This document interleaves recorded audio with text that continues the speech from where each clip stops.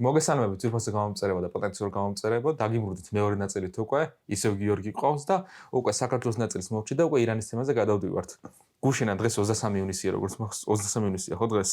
ხო, 22 ივნისია მოხდა ის, ანუ რასაც არავინ არ ველოდით, ანუ ამერიკამ პირდაპირ დამოუკიდებლობა ერთ-ერთი ძლიერი სახელმწიფოს პოზიციები და დღეს ბევრი ელოდება რაღაც დაპირისპირება მოხდება. ანუ შენ რას ფიქრობ მაგით? ამერიკა დაბრუნდა როგორც ძლევამოსილი სახელმწიფო თუ ასე ვთქვათ, შეიძლება გაიშაროს რაღაც პრობლემების გამო. იმიტომ რომ მაგალითად ბევრი რაღაც კვლევა მოხდება და ბევრი პოზიცია რომ აი მაგას ხალხსაც არ მოწონს ეს ომი რაც ხდება ირანთან მიმართებაშიო.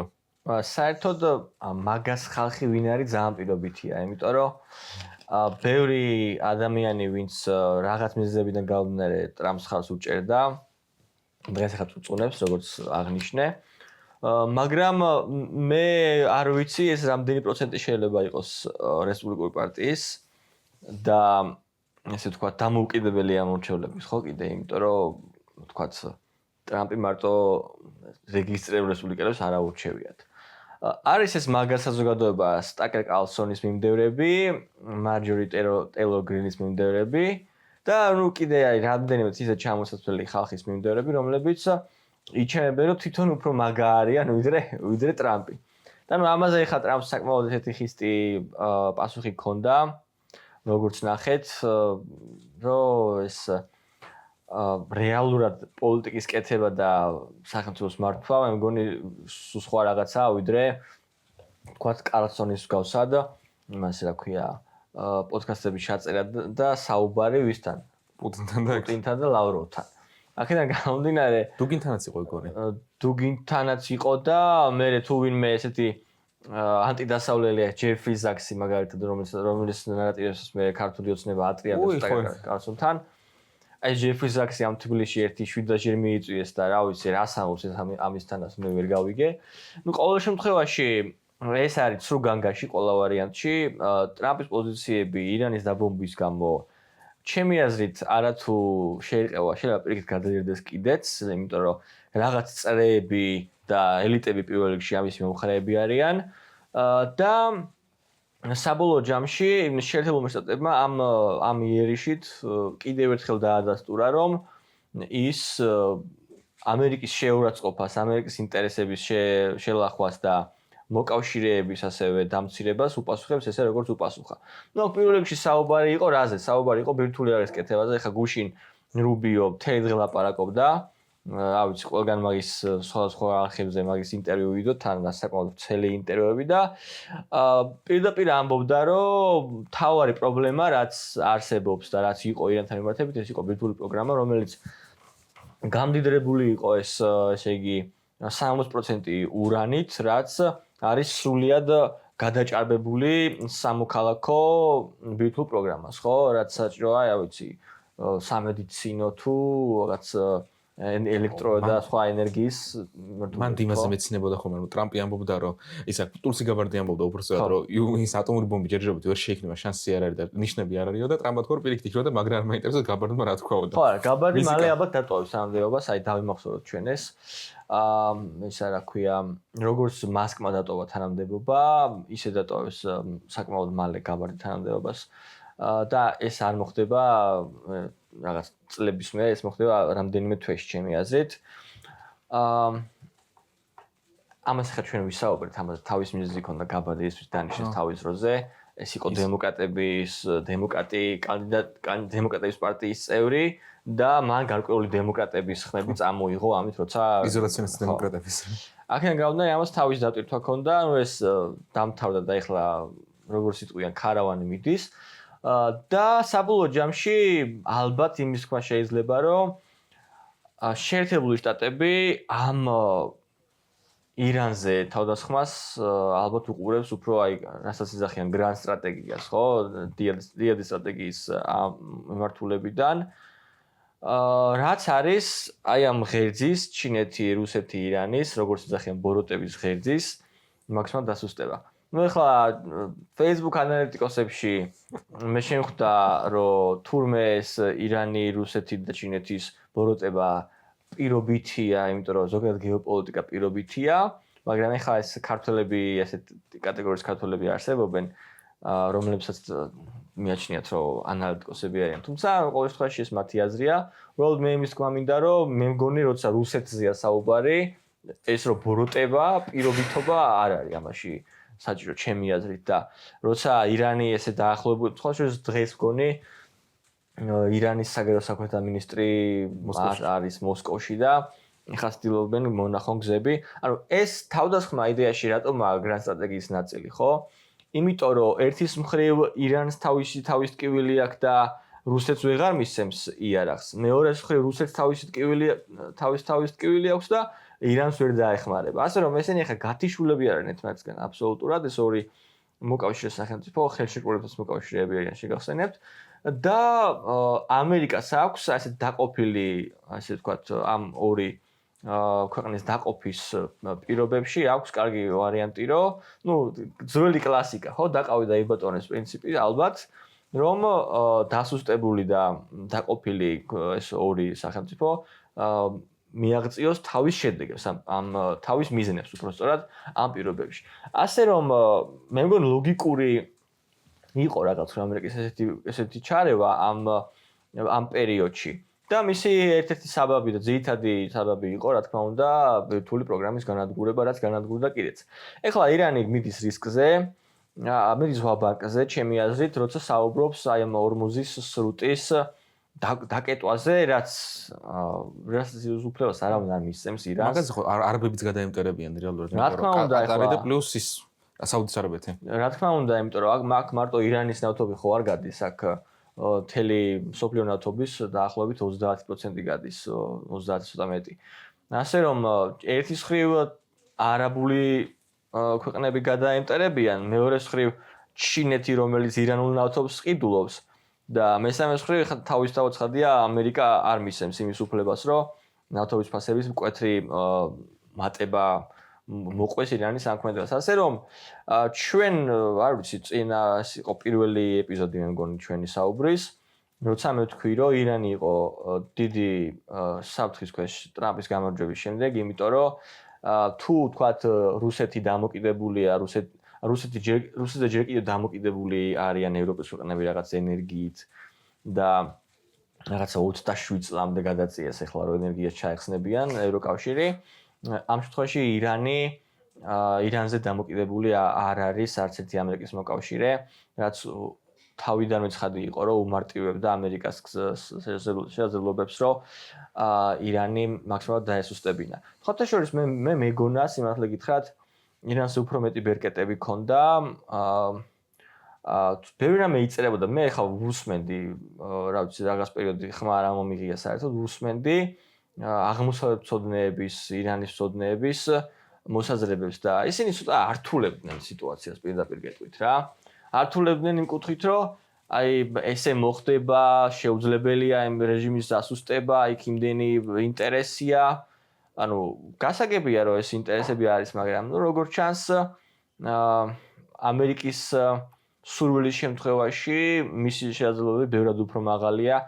გუშინ უსმენდი გაერთიანებული შტატების უფროსის ბრიფინგს თუ როგორ ჩაატარეს ეს ოპერაცია რა წარმოუდგინოთ ჩვენ ეს იმდენად გასაინტერესებლად ჩაატარეს და ეს მოქმედებს ადმინისტრაციის უბრალოდ მეტყველებს ადმინისტრაციის და ზოგადად ამერიკული ჯარის მობილურობაზე და ამასთან ერთად საიდუმლოს შენახვის, იმიტომ რომ მედია ვიცით ჩვენ ხო ეგრევე რაღაცებს წერს. აი საიდუმლოს შენახვის იმაზე უნარზე, რომ თავიდან პენტაგონმა გაავრცელა თითქოს წყნარი ოკეანის გადმოფრენის შედეგად ეს B2 სტელსები აპირებდნენ იმიდან რა ქვია ფილიპინებიდან და შემდგომ ირანში შესვლას. სიამდვილეში ირანს თავს დაესხნენ აღმოსავლეთიდან, ხმელთაშუა ზღვიდან. და ანუ ეს ფაქტობრივად გეოპოლიტიკური დაბნეულობის გამოწვევის მიზნით შეაჩერეს ეს ინფორმაცია, რომ თითქოს წყნარი ოკეანიდან მოდიოდნენ ეს გამანადგურებლები და ბომბდამშენები და თავს დაესხნენ ესე სიურპრიზის სახით ხმელთაშუა ზღვიდან. ანუ ეს იმას ნიშნავს, რომ ამერიკას ასეთი ოპერაციების ჩატარების შესაძლებლობა მას გააჩნია. ჩვენ თუ გავითვალისწინებთ ერაყის და ავღანეთის მაგალითებს, ხო? რეალურად ავღანეთშიც და ერაყშიც ამერიკამ სტრატეგიულ მიზნებს მალევე მიაღწია. ერაყში განსაკუთრებით. სამკვირაში მგონი. კი, ერთი თვის მანძილზე მიაღწია, მაგრამ ამერიკის პრობლემა მანდ იყო სხვა. რომ მან ვერ შეინარჩუნა სტატუს კვო, იმიტომ რომ იქ გამოიხატა მკვეთრი ანტიამერიკული განწყობები თვითონ ერაყში, იმის წინააღმდეგ რომ ამერიკას ზოგადად ყოფილიყო ახლო აღმოსავლეთში. აი ეგ იყო რაც საუბარი მინდოდა, რომ ორი ოპერაცია იყო ახლო აღმოსავლეთში ამ ბოლო 20 წელიწადში, ეს ერაყი და ავღანეთი, სადაც ამერიკამ წარმატებას ვეღარ მიაღწია საბოლოოდ, იმიტომ რომ ერთი ირანმა დაიპატრონა პირდაპირ, მეორეში ძველი ძალა დაბრუნდა და ხო შეიძლება რომ აქაც იგივე მოხდეს, ან ასე ვთქვათ, ირანი დაიშალოს, მაგრამ იმიტომ რომ მულტიეთნიკური სახელმწიფო არის, იქ არიან პერსიელები, არიან ქურთები, არიან აზერბაიჯანელები და ეგეც ხო პირიქით პრობლემას გამოიწვევს და ამერიკამ კიდე არ გააფუჭოს საქმე, ეგეც არის პრობლემა, იმიტომ არსებული ძალიან დიდი პრობლემაა ეს არის ესე ვთქვათ, რომ წარმოვიდგინოთ, გადამწყვეტი საკითხი არის, ამიტომაც ამერიკელები ფრთხილობენ და ხა მაგალითად გუშინ რუბიო მიმართა ჩინელებს, რომ იქნებ გვიშუამდგომლონ ირანთან და მოსთხოვოთ ირანს, რომ სრუტე არ ჩაკეტოს, წინააღმდეგ შემთხვევაში ჩვენ კიდე დამატებით ზომებს მივიღებთო. ეს არის დიპლომატიური გადაწყვეტის მცდელობა, თორემ სხვა შემთხვევაში მე დარწმუნებული ვარ ამერიკა მზად არის იმისთვის უკვე რომ ეს 40 სრუტის ჩაკეტვის პრევენცია მაქსიმალურად, რა ვიცი, ყველა საშუალებებით მოახდინოს და ხა იმას ვამბობდი, რომ ერაყში პრობლემა ის იყო, რომ მე ვერ შეინარჩუნა მდგომარეობა თორემ ხლა თუ თქვათ ირანშიც იგივე განახორციელა ამერიკამ და ერთ თვეში შეცვალა რეჟიმი, ხო? რომელზეც სხვადასხვა ლაპარაკობს ახლა ტრამპი გუშინ ირანი ვაქცინდებულად.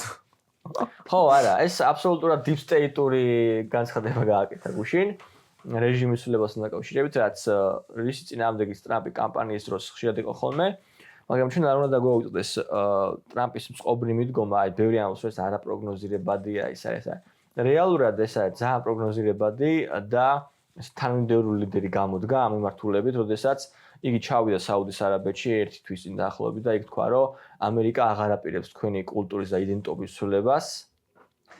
ამას ხაზი გაუსვა, იმიტომ რომ ეს იყო რის გამოც შეშფოთებულები იყვნენ ახლო აღმოსავლეთში ინტერვენციის შედეგად, ამერიკის მხრიდან ინტერვენციის შედეგად და ეს ხალხები, მათ შორის ერაყელები, ხო?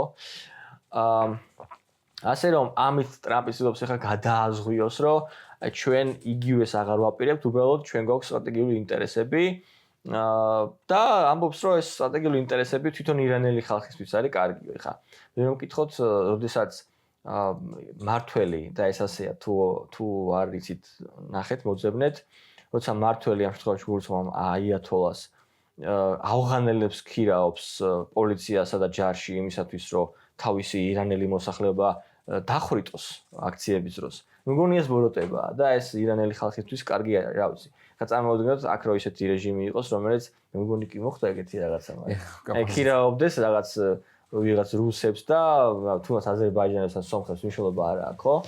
რომლებიც გამოიყენებს ქართველების აქციის დასაშტელად, ხო? ხა როგორი ასატანია ეს? მე მგონი არ არის ეს ქართველი ხალხის ინტერესები. ასე რომ აქედან ამოდის საკითხი, მაგრამ რა თქმა უნდა, საბოლოო ჯამში ეს იმაზე იქნება დამოკიდებული, რამდენად შეძლებს მშვიდობის და სტაბილურობის შენარჩუნებას ამერიკა ირანში. ეს არის მთავარი ამოსავალი.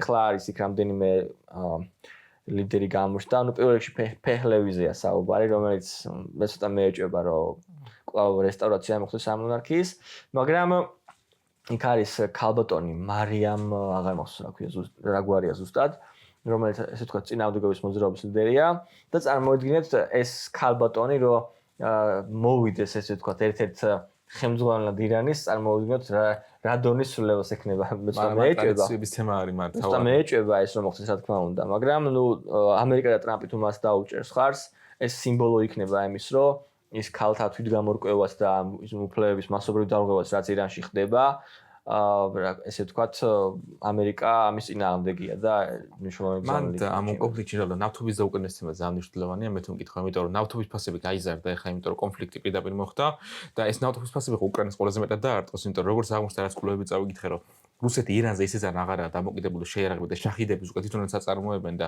ეს ნავთობის ფასი ხო პირიქით უკრაინას პრობლემებს შეუქმნის და პლუს დიპლომატიური ხარჯი ესეთი აღარ იქნება და ორიენტაცია წავა უკრაინის მხრიდან უკვე იმისკენ, ირანისკენ და ეგეც ხო პრობლემებს გამოიწვევს. ეს რა არის, აი, საიდან შევხედოთ ამას გააჩნია რა. ირანის წართმევა და ირანში არსებული ნავთობის რეზერვების კონტროლი. ანუ მე იმას კი არ ვიძახი, რომ ამ ირანული ნავთობის ამერიკაში წაღება მაგალითად. გულისხმობ იმის გაკონტროლება თუ სად გაიყიდება ეს ნავთობი. თავი პრობლემა რა არის ამერიკისთვის დღეს ირანის მხრიდან? ერთი ეს იყო ბირთვული ამბები და მეორე ეს იყო ის, რომ ირანს თავისი ნავთობის 80% გაქონდა და გააქვს ჩინეთში. რომელსაც აქვს იაფი ენერგია. ეს არის მთავარი ამერიკისთვის, რაც ამერიკას არ უნდათ რომ მოხდეს და იმიტომ არ უნდათ რომ მათ სურთ ჩინეთის ერთგვარად დასუსტება აი ამ იაფი ენერგიის გამოგლეჯვის შემთხვევაში. და თუ ეს ასე მოხდა და ამერიკამ აი ეს გააკონტროლა ირანის შემთხვევაში, ხა ირანელებისთვის აი ძალიან გთხოვთ მითხარით რა მნიშვნელობა აქვს ნავთობს ისა ჩინეთს მიყიდეს თუ ევროპას რა მნიშვნელობა ფული ქონდეს თუ ხო ანუ იგივე საბოლოო შედეგი იქნება რომ გაიყიდება ნავთობი და რა ვიცი ხლა მე მგონი ამას დიდი მნიშვნელობა არ აქვს და ის საგარეო პოლიტიკური ამოცანა რომ რაღაცნაირად ჩინეთს ეს ენერგია გამოეცალოს მე მგონი რუსეთზეც მოახდენს საბოლოო ჯამში გავლენას რა თქმა უნდა ამან შეიძლება უფრო მეტი ესკალაციას გამოიწვიოს მაგრამ ჩვენ უნდა გავთვალისწინოთ ასევე აი მორალური მომენტი, როცა თუ ამერიკამ შეძლო აი ესეთ ჩინურ-რუსული საკმაოდ ძლიერი რეჟიმის ამ სამში ყველაზე სუსტის ირანის მოშორება, ეს იქნება შემდგომი ნაბიჯების წინაპირობა, წყობრი ნაბიჯების წინაპირობა, რომ ჩამოიშალოს ეს ღერძი და ეს რატო ხდება? ამას აქვს ძალიან მარტივი ახსნა. იდეაში ეს არის ანტიჰეგემონიზმის დამარცხების და აი ამ ესე იგი ანტიამერიკანიზმის შექმნის მცდელობა რაც აზიაში ხდება და აი ბზეჟინსკი ამას ამბობდა და წერდა ახლა გექნებათ საკითხული ეს საჭირო დაკოდ დაფა ხო პირდაპირ წერია რა არის მთავარი გამოწვევა ამერიკისთვის რომ არ შეერთდნენ რუსეთი ირანი და ჩინეთი და ანუ რეალურად მაინც და მაინც ეს მოხდა ეს კაციანებობდა მოხდა რატო მოხდა აი ამ სულელური პოლიტიკის გამო რაც ობამამ და შემდგომში ობამას გაგრძელებამ ბაიდენმა გააკეთეს. ნუ ბუშმაც გარკვეული შეცდომები დაუშვა პრინციპში. კლინტონის ხوار დაიწყო შემთხვევით. თუ კლინტონი მაქრივ არ იყო დამნაშავე. იცი რა, კლინტონი უფრო წყობრს საგარეო პოლიტიკას ატარებდა ბევრად უფრო ვიდრე ობამა. ეხლა შედარებაც არ არის მე მგონი. და აი როდესაც ეს საბოლოო ჯამში აი მაინც ბაიდენის ვადაში ეს გაფორმდა, როცა რუსეთი შეიჭრა უკრაინაში და თალიბანმა აიღო ისევ ავღანეთი, ეს გაფორმდა ბაიდენის შემთხვევაში.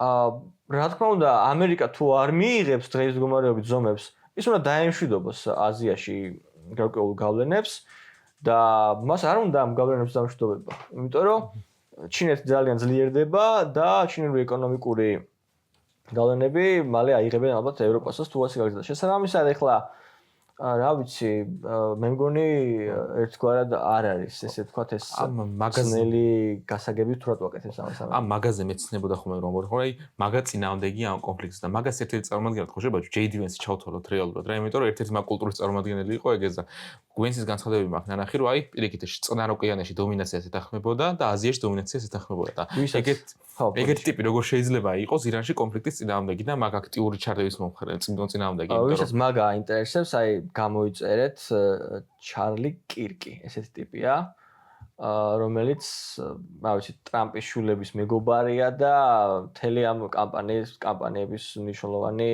განხმოვანებელია. და ჩახედეთ ჩარლი კირკის განცხადებას ბოლო დღეებში. ირანზე ისე თემა ხო არა, რაზე შეგიძლია დამატება და რაც მე არ გამახსენდა რა, იმიტომ რომ მე სხვა თემაზე მინდა გადაგიყვანო და მაგაც ცოტა ვიცინოთ, ასე რომ ვთქვათ. არა, მე მგონი რა ვიცი, ახლა კიდე ერთხელ მეორებ არ მგონია რომ ეს ბევრი ამბობს რომ ხა ისრაელმა დაიწყო ხო შორის გუშინ ისრაელის აგენტმა ტრამპმა ომი დაუწყო რაღაცას. ანუ რეალურად ისრაელი აქ მეორე ხარისხოვანია. ისრაელი გარკვეულად გამოიყენა კიდე ჩემი აზრით ამერიკამ პირიქით და არა ისრაელმა გამოიყენა ამერიკა. უბრალოდ საერთო ინტერესები არის აქ იმისთვის რომ ომის ესკალაცია მომხდარიყო. მე ირანს რაღაცა დაებრუნებინა პასუხები ისრაელისთვის და ეს გამოეყენებინა მე ამერიკას საბაბად რომ თავს დასხმოდა ირანს. აი ესეთი რაღაცა მოხდა პრინციპში რა რეალურად ახლა რა ის ისრაელის აგენტი ხო? ამიტომ ეს მიკვირს ხოლმე. ბოლო კვირებიდან გამომდინარე, ფიქრობთ რომ ტრამპი დიპსტეიტის აგენტია რეალურად და დიპსტეიტმა გადაიბირა უკვე საბოლოოდ ტრამპი. აი რა გითხრათ, მე ტრამპის კამპანიას 2015 ახლა სხვა შორის გუშინ 10 თუ 15 ივნისი იყო.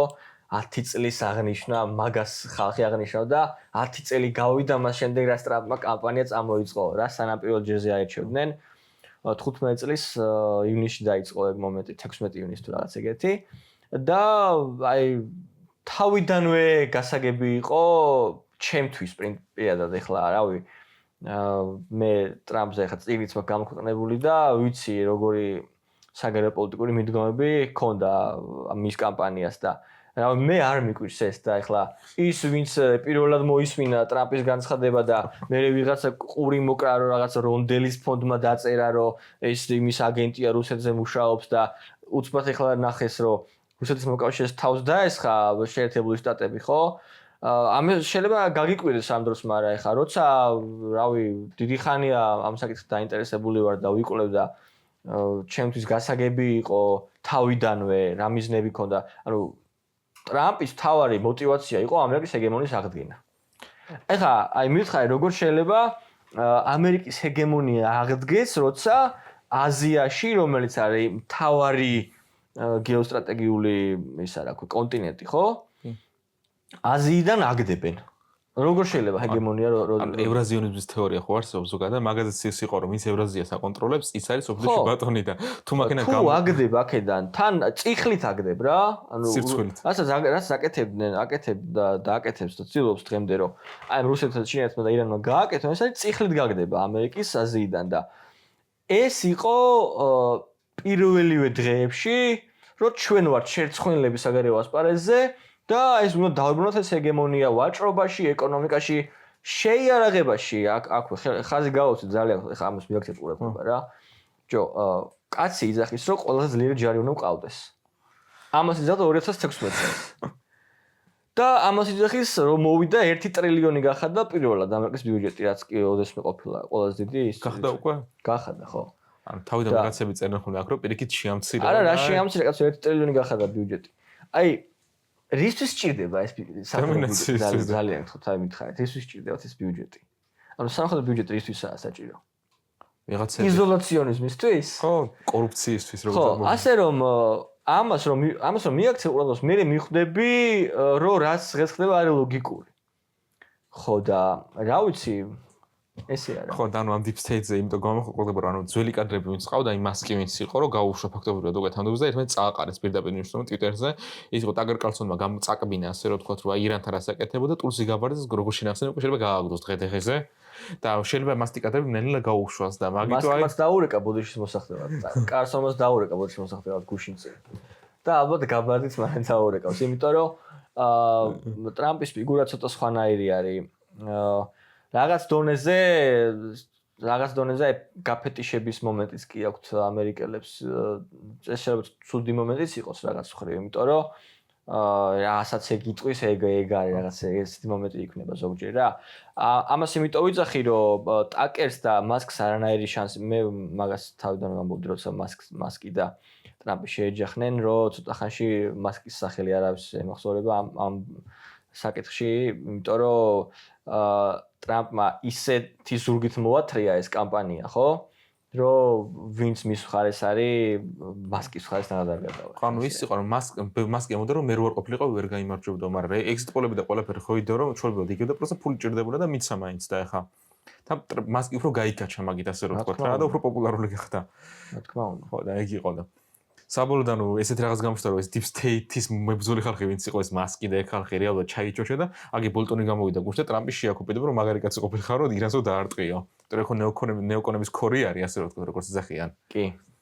ეს ნახე გუშინ ეს ბოლტონის განცხადება კი და გამიკვირდა ხოლმე შორის. მეგონა რომ ეს ბოლტონი ხას არ მოიღებდა. რაღაც რაცა უნდა იქნა ამ ტრამპს ყოველთვის რაღაცა, მაგრამ ნუ საბოლოო ჯამში. სხვათა შორის მაგაზე იძახდა ხოლმე რომ ბოლტონი იმიტომ ყავს გავშვებული რომ ირანთან აქტიური დაპირისპირების მომხრე იყო და ტრამპი პირიქით მშვიდობა უნდა ირანთანო რა და საბოლოოდ გამოჩნდა რომ კარგადაც მიუჭოჭა. ზოგადად მე ვარ დაკვირებული რომ ტრამპისა და ზოგადად ამერიკელების რესპუბლიკელების მიდგომა ჯერ აქტიურ დიპლომატიას ცდილობენ და მე თუ დიპლომატია აღაჭრეს უკვე იარაღს იყენებენ რა აი მაგალითად პანამას თემა რო გავიხსენოთ პანამაში თავიდან მოდორ დავიბრუნებთო დიპლომატია გამოიყენეს გაჭრა დიპლომატიამ და უკვე მშვიდობაა და ირანთან არ გაჭრა დიპლომატიამ და უკვე ვსიო და ეხლა რუსეთის შემთხვევაში ესე ვთქვათ შეიძლება გამოიყენოს უკვე აქტიური ძალა რომ აი უკრაინას დაეხმაროს მაგრამ ამ ირანის ფონზე უკვე ჩანს რომ ჯერჯერობით უკრაინის თემა ჩახსნილი არის ხო არა არ ვიცი აი როგორ თქვა ეგ მაგას ბოლომდე ვერ ვიტყოდი, ვერ ჩახსნილია. უბრალოდ მე მგონია, რომ ეს ერთი ფრონტია რა. იმიტომ რომ აი ეს ჯგუფი ხო დაიშალა, როგორც იყო ნიუსები, რომ უკრაინას და რუსეთის სანქციების აქტიური მომხრეების ჯგუფი დაიშალა, იმიტომ რომ არაფერი არა. ეგ სანქციების ჯგუფი არაფერს არ ნიშნავს. ეს დაახლოებით იგივე ჯგუფია, კიდე ერთი რაღაც ჯგუფი იყო, აღარ მახსოვს ხა რაღაც ნავთობის კოლევის ჯგუფი თუ რაღაც. ანუ ეს ჯგუფები საბოლოო ჯამში რაღაც ბიუროკრატიული ეს გამოხატულება იყო არსებითად მეტი არაფერი. იმიტომ რომ სანქციებზე მუშაობს სენატი, ხო, ჯგუფი რა თუნდა მაგას, ხო? ხო, კაი მოდი ხა ბოლოს კი როწავდი საქართველოს თემა იქნება გზავნიშნულოვანი. ხო ახსენე რომ რეალურად პროპაგანდაში მართლა ყოფილ იმიტომ ჩრდილოეთში ომია, სამხრეთში ომია და საქართველოს ცენტრია და აი ხა მაგალითად 21 მერცის საუკუნის დასაწყისში რომ ომი დაიწყო ავღანეთსა და ერაყში, ხო საქართველოს დიდი როლი იყო, იმიტომ რომ მაგ დროს დავახლოვდით ნეოკონების ადმინისტრაციასთან პირდაპირ ნიშნულობით და ხო შეიძლება მაგალითად რომ ეს ცენტრად გამოიყენოს მართლა ადმინისტრაციასთან და ამით დაალაგდნენ რეალურად კონცეფტთან და რაღაცები გაატარონ და მაგის შანსი მართლა არის თუ რეალურად მართლა ეს ადამიანის უფლებები უფრო პრინციპულია მაგათაც და რაღაც რეალისტური მიდგომები 28 წლამდე კონცეფტთან რაღაც დონეზე დაალაგება შესაძლებელი მგონია თუ აი ამ დრაკონულ კანონებს გააუქმებენ კონცეფტი და გამოუშვებენ იმ დაკავებულებს უკანონო დაკავებულებს აი ეს გონია რეალობა 28 წლამდე. ანუ 28 წლამდე არავინ არ დაუწყებს, ანუ არც არის ფიზიკურად ახლა მაგის რესურსი ქვეყანაში, რომ მათ ცვლილებაზე იყოს საუბარი, ხო? მაგრამ 28 წელს ჩემი არის მოსთხოვნა უკვე სამართლიანი არჩევნების ჩატარებას. ეს იქნება 28 წელს გარანტია. თუ 28 წელსაც გაერჩევენ ოცნებას, ეს ხალხი, რავი, სხვა რა გზა აქვს მე, ხო? ხო და კიდე ის იყო მანდისა, რომ ხო შეიძლება ინვესტიციები ჩაიდოს მე უკვე აქ, იმიტომ როგორც პლაცდარმი იყო, ასე ვთქვათ, რომ ანუ კარგი პირობები იყოს იმის, რომ ამერიკა დასაყრდენი იქონეს კავკასიაში როგორც ერთ ამერიკელებს აქვთ მოგვიხსენება ჩვენ და აი ირანთან იერიშმაც გამოაჩღავნა, რომ აქვთ დაზვერვა ძალიან მაღალი დონის. თუ ამერიკული დაზვერვა ჯერ კიდე დიდ რუსულ გავლენებს და კვალს შეხედავს, რა თქმა უნდა ინვესტიციებზე არ იქნება ლაპარაკი, იმიტომ რომ თუ სასამართლო არაა და შენ თუ შეგიძლია აქ ვიღაცა რა ვიცი ჩინოვნიკების მეშვეობით მილიონები წაართვა ამერიკელ ინვესტორს, რა თქმა უნდა არანაირი რეკომენდაცია არ იქნება იმისა, რომ აქ შემოვიდეს ინვესტორი. და მაგის არგუმენტაც უმოყავთ ხოლმე, რომ იცი რა, ანუ ამერიკელებს დემოკრატია კიდიათ, იმიტომ რომ აგე ომანში ბაზა აღვდა. ომანი ერთ-ერთი ყველაზე ავტორიტარული სახელმწიფოა და ჩვენ ბორბოლო აგვიტანენ ჩვენ ჩვეულებრივ თავისუფლად პრობლემა მაგისი არ არისო. ხო, მაგრამ საქართველოს მნიშვნელობა უნდა ვიცოდეთ მაშინ საქართველოს მნიშვნელობა მარტო ის არ არის, რომ სამხედრო ბაზა დაარჭო და დამთავრდა. ეს არის გამტარი. ეს უნდა იყოს ყველა შემთხვევაში ვისაც ტვინი ექნება ქართველ ლიდერს, რომელიც იქნება, რა ვიცი, კოალიციური ლიდერი იქნება თუ ერთდროულად მნიშვნელობა არ აქვს, ვისაც ტვინი ექნება საქართველოში უნდა გამოიყენოს ეს როგორც ესე ვთქვათ ლოჯისტიკური ჰაბი. და ამას პირველ რიგში ამერიკელები ხედავენ, იმიტომ რომ ის მათ ჭირდებათ ეს და ჩვენს გვჭირდება, რა თქმა უნდა, ჩვენ პირველ რიგში გვჭირდება ეს. და საქართველოს ამერიკა როგორც რაღაც ბაზის საყრდენს არასდროს არ შეხედავს როგორც მარტო ბაზის დასაყრდენს. ასე რომ ეს დემოკრატია მაგისთვის ჭირდება, რომ თუნდაც თავისი კომპანიები იქნებიან ეს თუ ზოგადად არა მხოლოდ თავისი კომპანიები, ახლა კომპანიებზე არ ლაპარაკი. ის ურთიერთობები რაც იქნება ეკონომიკური ურთიერთობები ქვეყანაში არ იყოს დათრგუნული რუსების მომხრე ჩინოვნიკებით და მურუსიძეებით, ამაზე ლაპარაკი თორე. მაგხრივ მართლა ომანისავით ბოლო-ბოლო გაურიგდებიან რუსეთს ნახევარზე დასავლეთ საქართველოში ზღვასთან დააყენებს ბაზას, რომელიღაც აღმოსავლეთში დააყენებს ბაზას რუსეთი და გააკეთებს სომხეთზე რკინიგზას ჩავა რუსეთი ირანი იქნება ეგრე მარტივად, მაგრამ არ არის ესე და რა ვიცი აბა. ხო, კაი მოკლედ დასამატებელი ხო არა გაქვს რამე უკვე და აი მგონი დროა რომ გავიგო. კაი, დიდი მადლობა ყურადღებისთვის. ეს უკვე მეორე ნაწილი დასასრული იყო და ამ სეზონში გიორგის ბოლო ვიზიტი იყო, იმიტომ რომ უკვე დასასრულებას ვაპირებთ ამ სეზონის და შემდეგ სეზონში აუცილებლად გიორგი კიდევ ერთხელ იქნება და იმედი უკვე შიდა პოლიტიკაზე და კაი თემებზე საუბარი იქნება და არასდროს დაძაბულ თემებზე საუბარი. დიდი მადლობა მოსმენისთვის. გთხოვთ და კომენტარეთ და ლაიქოთ და ყველაფერი კარგი. წარმატებებს გისურვებთ.